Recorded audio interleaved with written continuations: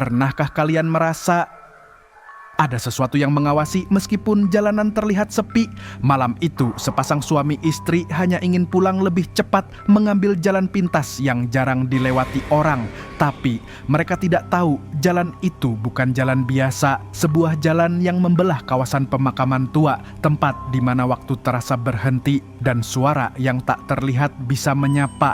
Mereka mengira ini hanya malam biasa, tapi ternyata malam itu menyimpan sesuatu yang ingin diingatkan, sesuatu yang menuntut janji yang pernah terucap tapi dilupakan. Simak kisah lengkapnya hanya di channel ini. Namaku Andi, aku dan istriku Rina sudah menikah 3 tahun. Kami tinggal di kota, tapi beberapa bulan lalu kami memutuskan untuk pulang kampung karena ibuku sedang sakit. Rina bukan perempuan yang mudah takut, tapi malam itu semua berubah. Waktu itu sudah hampir pukul 19.50 malam, kami terlambat berangkat karena hujan deras sejak sore. Rina sempat menyarankan kami menginap di kota dulu, tapi aku bilang, ini cuma 3 jam perjalanan. Kita bisa sampai sebelum jam 12.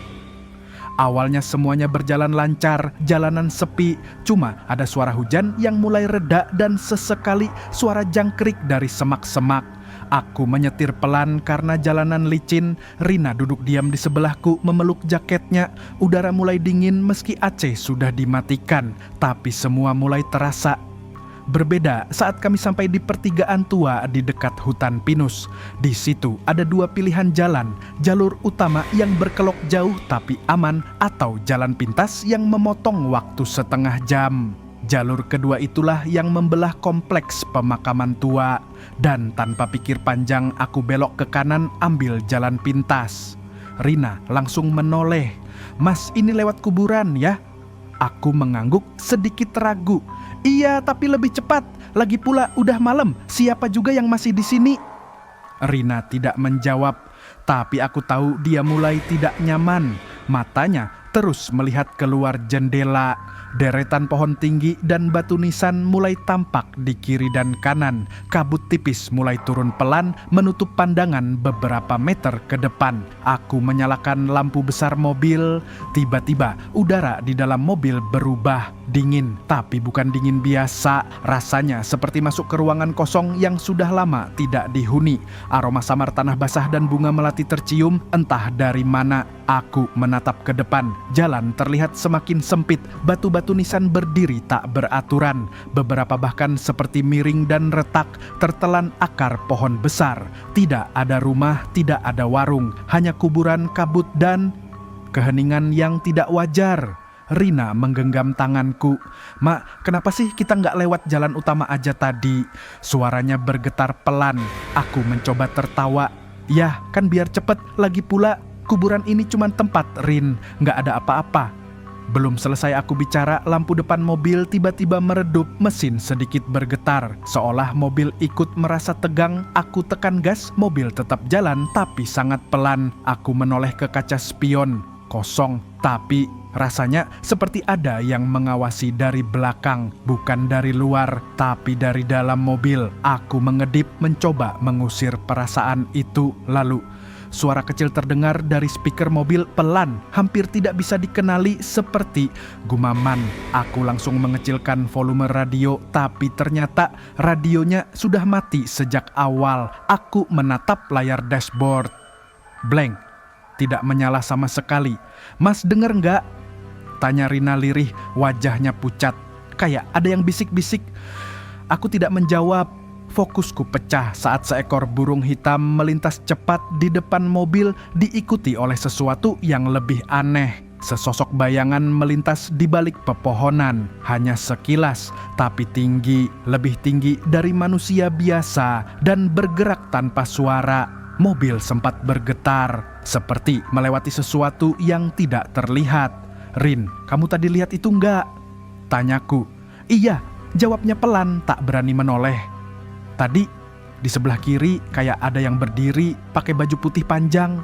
Aku langsung menekan gas lebih dalam, tapi jalanan tetap seperti melambat.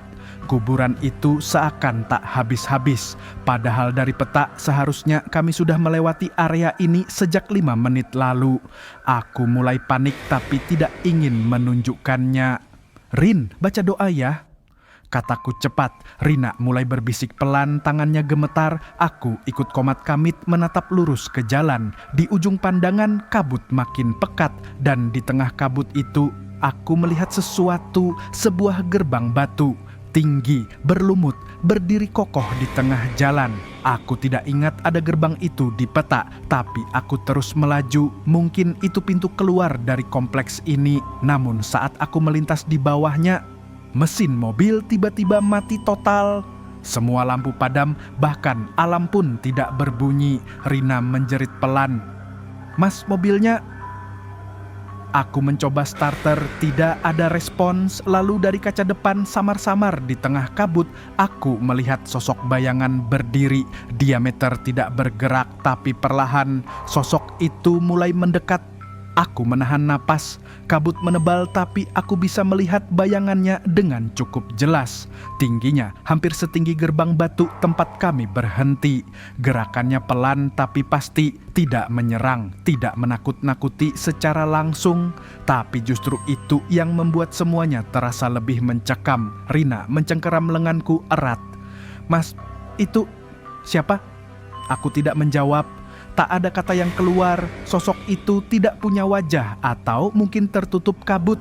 Tapi yang jelas tubuhnya menjulang berselimut kain putih kusam. Tidak melayang, tapi langkahnya seakan tidak menyentuh tanah.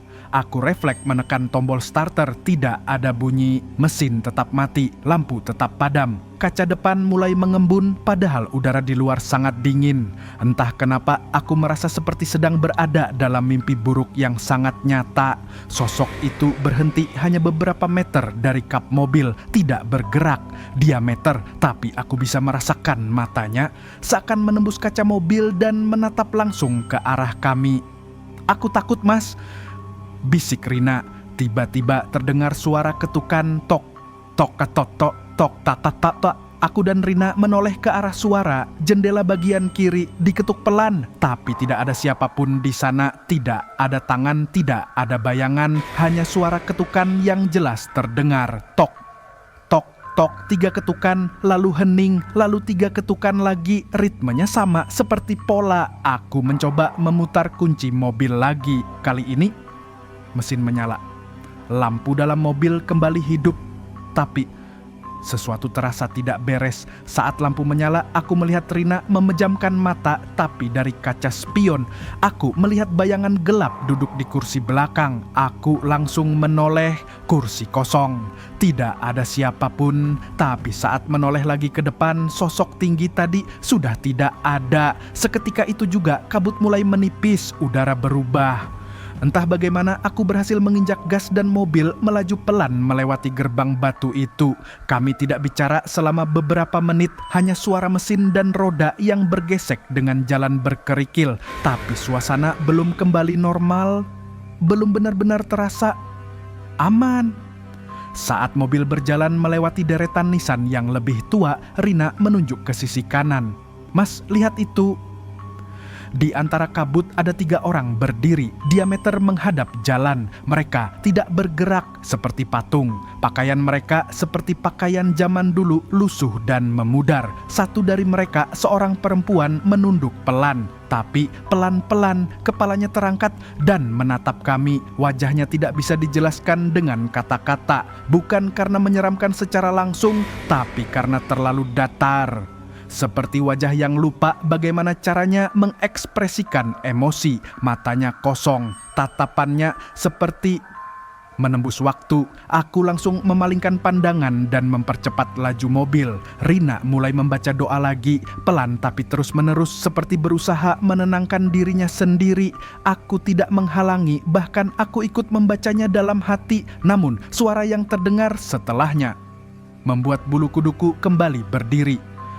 Bisikan, Dari speaker mobil, bukan suara manusia biasa, pelan, seperti suara angin yang mencoba berkata-kata.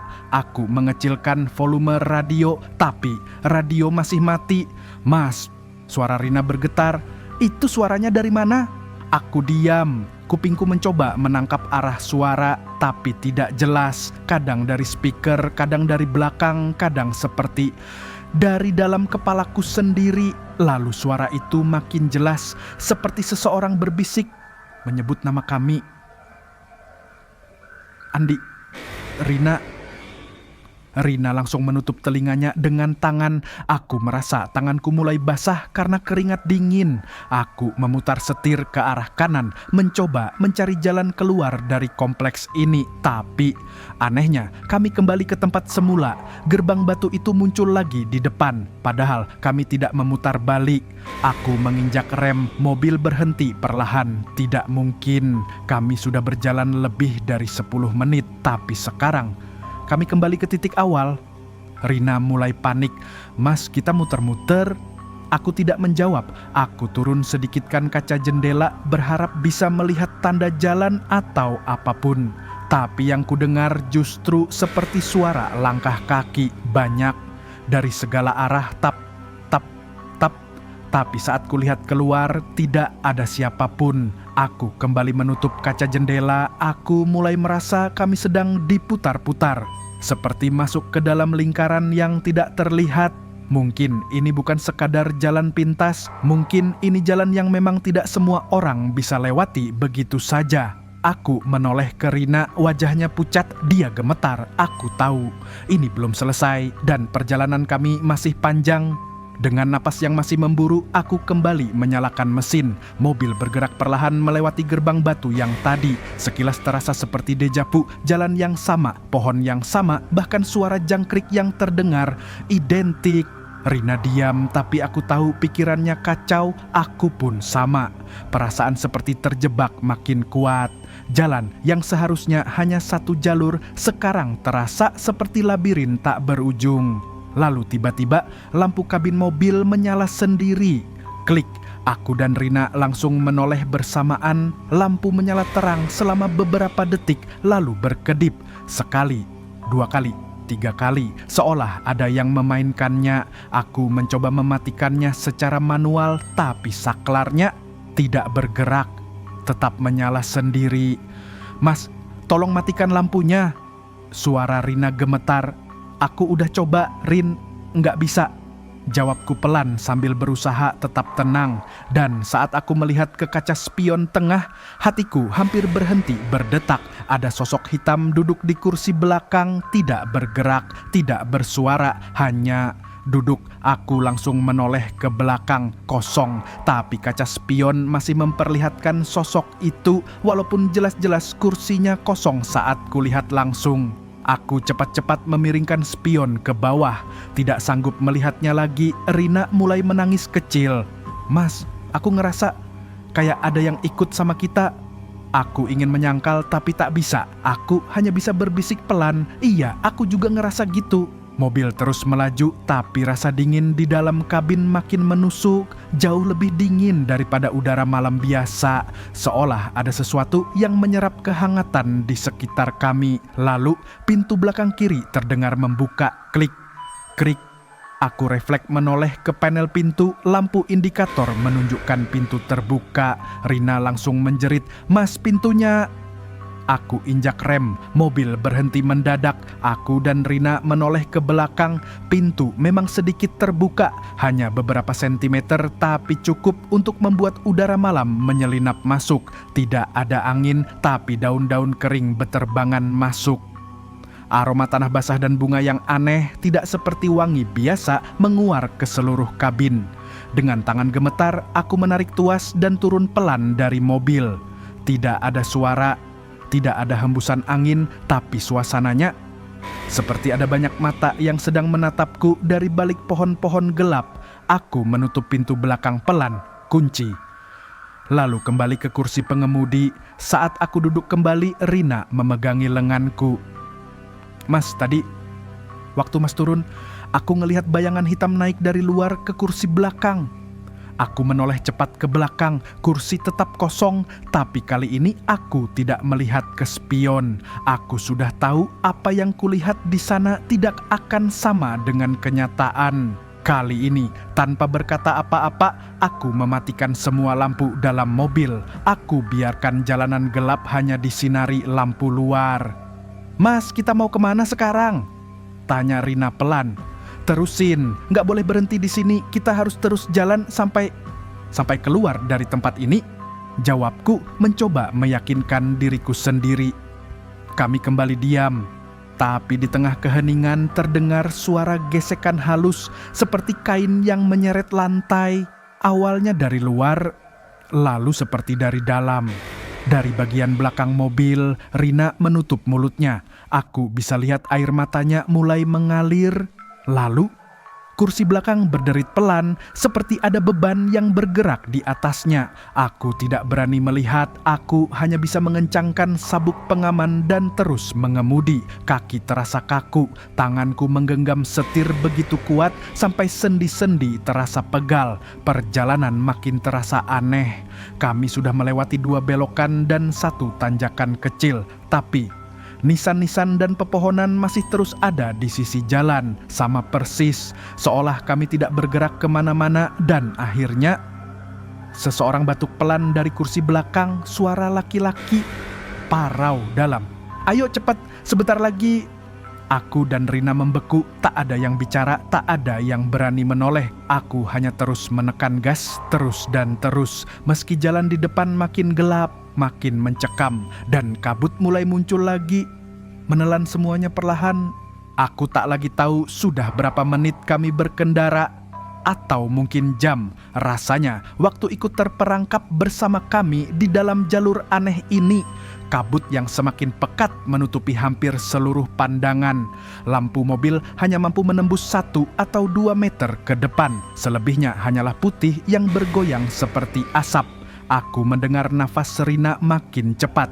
Tangannya terus menggenggam erat bagian bawah jok, tapi kami tak saling menatap.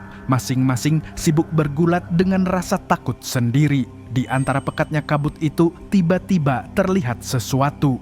Gerbang, lagi-lagi gerbang batu yang sama, ukirannya identik. Retakannya sama, bahkan ada bunga plastik warna ungu yang sama-sama menempel di tiang sebelah kiri. Aku menginjak rem perlahan. "Mas," Rina memanggil lirih, "kita balik lagi." Aku hanya bisa menelan ludah. Sepertinya begitu. Ini sudah ketiga kalinya kami melihat gerbang ini. Padahal aku yakin arah setir selalu lurus, tak pernah memutar. Tapi kenapa selalu kembali ke titik yang sama? Lalu, untuk pertama kalinya sejak kabut turun, aku melihat sesuatu bergerak di dalamnya. Bayangan hitam kecil seperti anak-anak berlari melintas cepat dari balik gerbang. Terlalu cepat untuk dikenali, tapi cukup jelas untuk membuatku sadar kami tidak sendiri. Aku ragu mau terus atau mundur. Tapi kemanapun arah mobil berjalan, kami tetap kembali ke titik ini. Tiba-tiba Rina berkata lirih, "Mas, coba berhenti sebentar." "Berhenti?" Dia mengangguk. "Mungkin kita bukan disuruh terus jalan, tapi disuruh dengerin." Aku bingung tapi menurut. Aku mematikan mesin, menurunkan kaca sedikit, dan saat itulah semuanya menjadi hening. Tak ada angin, tak ada suara binatang malam, tak ada mesin, hanya suara napas kami dan detakan jam. Tapi kami tak punya jam. Aku melirik ke dashboard. Tidak ada suara, tapi suara detakan jam dinding itu terdengar semakin nyata. Tik, tik, tik. Lambat, berat, dan menggetarkan udara. Kemudian terdengar lagi suara langkah kaki kecil seperti kaki anak-anak tanpa alas, makin lama makin dekat. Lalu suara itu berhenti di samping kanan mobil. Aku menoleh. Kosong, tapi jendela seperti berembun dari luar meski tak hujan dan suhu malam tidak cukup untuk membentuk embun setebal itu. Dan di embun itulah aku melihat jejak telapak tangan kecil, seolah ada seorang anak yang berdiri di luar jendela dan menempelkan tangannya ke kaca. "Mas, tolong nyalakan mesin." Suara Rina makin panik. Aku buru-buru menyalakan mobil. Mesin langsung hidup. Tapi saat lampu depan menyala, kami terdiam membeku. Di depan mobil berdiri 6 sosok kecil. Mereka seperti anak-anak.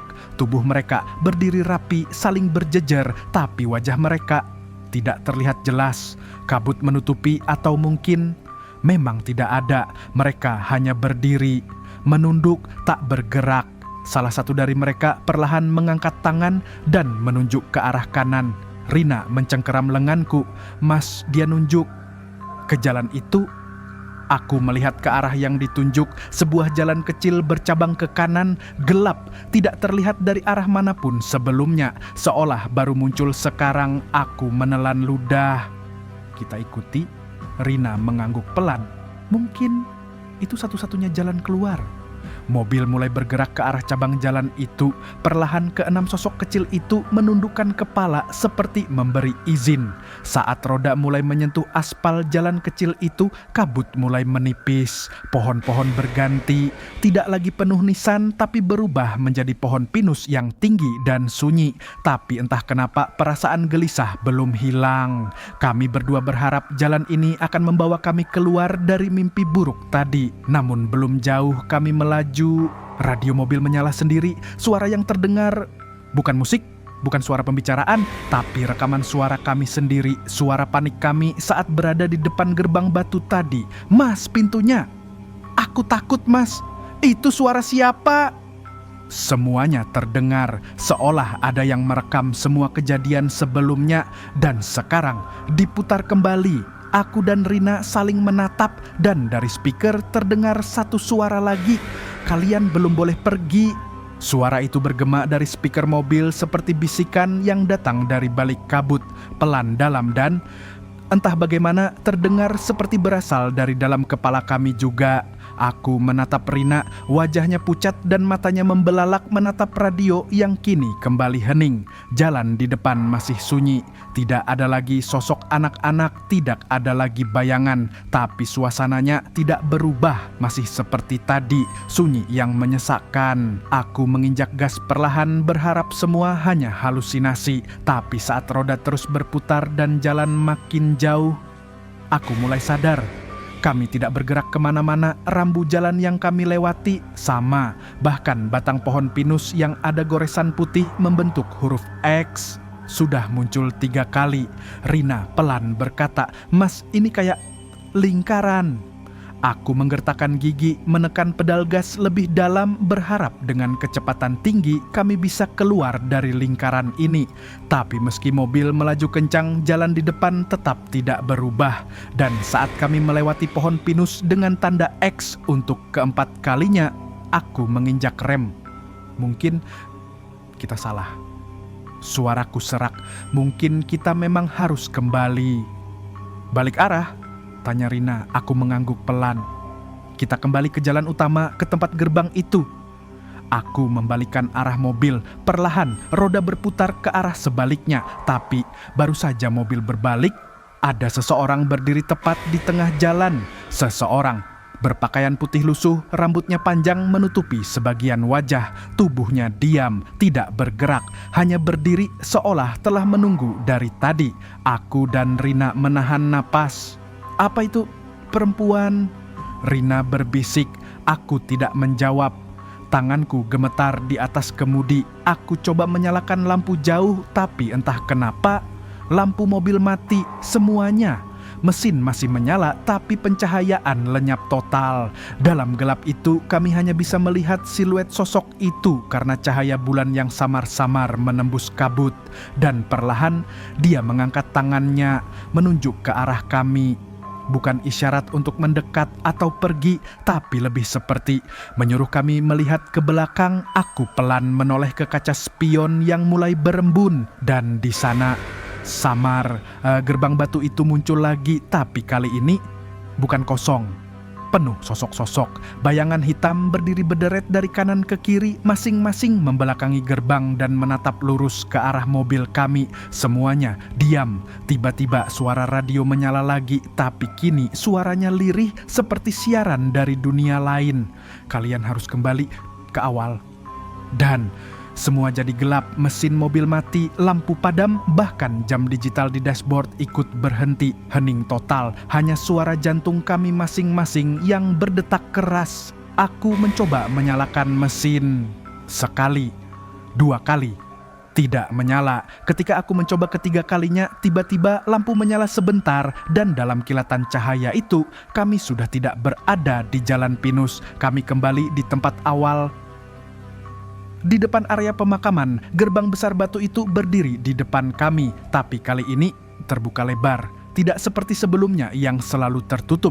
Angin malam kembali berhembus pelan, membawa bau tanah basah dan bunga melati yang begitu menyengat. Tapi bukan bau yang membuat kami kaget. Gerbang itu sekarang menyala. Dari dalamnya seperti ada cahaya kuning samar yang membentuk lorong. Tidak jelas sumbernya, tapi cukup terang untuk menunjukkan sesuatu. Jalan setapak kecil menurun ke dalam tanah. Rina menatapku. Mas, ini mungkin yang dimaksud mereka awalnya di sini. Aku ragu, tapi mobil tidak bisa mundur. Bahkan saat tuas dipindah ke gigi R tidak ada respon. Satu-satunya jalan maju. Aku menarik napas panjang. Kita masuk, tapi apapun yang terjadi, jangan keluar dari mobil, oke? Rina mengangguk, matanya berkaca-kaca, tapi dia berusaha tetap kuat. Mobil perlahan melaju menuruni jalan setapak itu. Batu-batu nisan di sisi kanan kiri seolah menyambut, berdiri diam tapi penuh cerita. Udara makin dingin dan suara seperti desahan napas terdengar dari segala arah. Saat kami sampai di ujung lorong itu, jalanan tiba-tiba melandai. Mobil berhenti sendiri. Di depan kami ada satu nisan besar, berbeda dari yang lain. Tertutup lumut tapi bisa kulihat dengan jelas. Tertulis nama kami berdua. Mas, itu nama kita. Dan di bawahnya tertulis tanggal hari ini. Aku terdiam, tidak bisa bicara, dan tiba-tiba lampu mobil mati lagi, gelap. Aku mencoba menyalakan lampu lagi, tapi saklar tidak merespon. Semua panel mobil mati, hening. Tak ada suara, tak ada gerakan, hanya keheningan. Dan nisan besar di depan sana. Bertuliskan nama kami dan tanggal hari ini. Aku merasa jantungku berhenti berdetak sejenak. Apa maksudnya ini? Kenapa ada nisan dengan nama kami? Apakah ini hanya permainan pikiran atau pertanda? Rina mulai terisak pelan. Aku takut, apa kita sebenarnya sudah meninggal? Aku menoleh cepat. Jangan ngomong gitu, kita masih hidup, kita masih di sini. Tapi benakku pun penuh tanya, kenapa semua terasa nyata tapi tidak masuk akal. Dan saat aku menatap kembali ke nisan itu, perlahan sesuatu muncul, kabut tipis mulai berputar dari balik nisan. Dan dari dalamnya muncul seorang pria tua mengenakan pakaian penjaga makam. Jalannya pelan, langkahnya nyaris tak bersuara. Wajahnya penuh kerut, matanya dalam, namun tenang. Seolah dia telah lama menunggu. Ia mendekat ke jendela mobil lalu berhenti dan menatap kami. Tidak ada ancaman, tidak ada kata-kata, tapi dari sorot matanya aku tahu dia tahu semuanya. Akhirnya pria itu membuka mulut. Kalian pernah janji, tapi kalian lupa. Aku bingung. Janji apa? Dia tidak langsung menjawab, hanya mengangkat tangannya dan menunjuk ke arah belakang mobil. Aku menoleh dan di sana berdiri sebuah papan kayu tua hampir tertutup ilalang. Tulisan di atasnya nyaris hilang dimakan waktu, tapi samar-samar aku bisa membacanya. Jangan lewati jalan ini jika masih membawa janji yang belum ditepati. Dadaku sesak. Rina menatapku.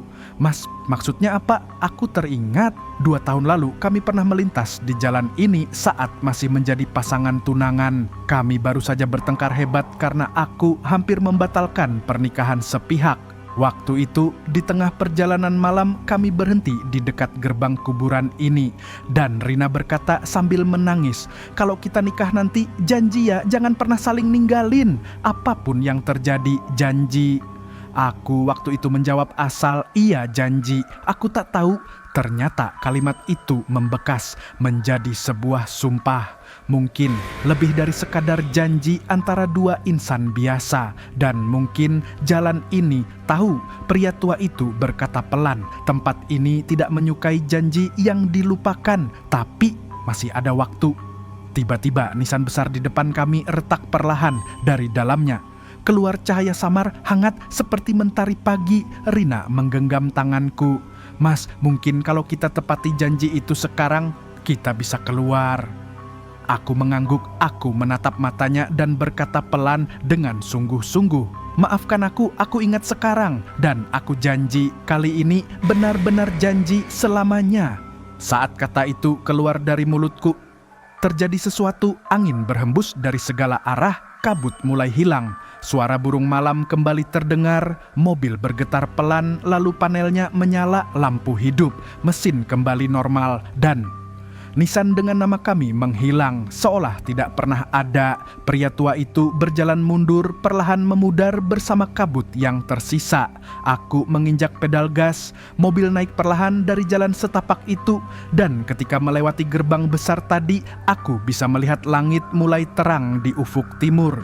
Fajar, kami kembali ke jalan utama. Pohon-pohon kembali seperti semula. Tak ada lagi sosok-sosok misterius. Tidak ada suara aneh, hanya jalan lengang dan udara pagi yang mulai hangat. Rina bersandar di kursinya menatap jendela dengan tenang. Mas, katanya pelan, apa semua itu nyata? Aku hanya menjawab dengan senyum kecil. Entah nyata atau tidak, tapi satu hal pasti, aku gak akan lupa janji itu lagi. Mobil melaju perlahan, meninggalkan kompleks pemakaman yang kini terlihat begitu biasa. Tak ada kabut, tak ada gerbang aneh. Hanya batu-batu nisan yang diam, seolah ikut menyimpan rahasia malam itu. Tapi sebelum kami benar-benar pergi, aku melirik ke kaca spion. Dan kulihat pria tua itu berdiri di pinggir jalan. Tersenyum pelan, lalu menghilang. Tamat. Kadang janji yang kita anggap kecil bisa bermakna sangat besar di mata semesta. Malam itu pasangan ini diajak kembali ke awal, bukan untuk dihukum, tapi untuk diingatkan. Tentang kesungguhan, tentang cinta, tentang janji yang harus ditepati. Mereka pulang dengan selamat, tapi tidak sebagai orang yang sama. Jadi lain kali jika kamu melewati jalan yang sepi, apalagi dekat pemakaman, berhati-hatilah. Bukan karena yang di sana jahat, tapi karena mereka hanya ingin kita menepati apa yang pernah kita ucapkan. Terima kasih sudah menyimak cerita ini. Jangan lupa like, komen, dan subscribe.